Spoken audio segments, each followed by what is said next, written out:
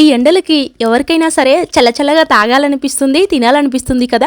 మరి ఇంట్లోనే చాలా సింపుల్‌గా, టేస్టీగా కోకోనట్ మిల్క్ షేక్‌ని ఎలా చేయాలో షేర్ చేస్తానండి. నిజంగా దీని టేస్ట్ అయితే చాలా చాలా బావుంటుంది. తప్పకుండా ట్రై చేయండి. ముందుగా ఒక 10 బాదం, 10 జీడిపప్పుని ఒక హాఫ్ అన్ అవర్ పాటు నానబెట్టుకొని, పొట్టు తీసేసుకొని మిక్సీ జార్‌లో కానీ, జ్యూస్ జార్‌లో కానీ వేసుకొని, ఒక 2 ఇలాచి, కొన్ని వాటర్‌ని వేసుకొని మెత్తగా గ్రైండ్ చేసుకొని పక్కన పెట్టుకోండి. ఇప్పుడు పచ్చి కొబ్బరి ముక్కల్ని వెనకాల బ్రౌన్ పార్ట్‌ని తీసేసుకొని సన్న ముక్కలుగా కట్ చేసుకొని ఒక కప్పు వరకు యాడ్ చేసుకోండి. అలానే అదే కప్పుతోటి ఒక కప్పు వరకు పాలను వేసుకొని మెత్తగా గ్రైండ్ చేసుకోండి. ఇలా గ్రైండ్ చేసుకున్న ఈ మిశ్రమంని ఒక గిన్నెలోకి బాగా స్క్వీజ్ చేసుకోండి.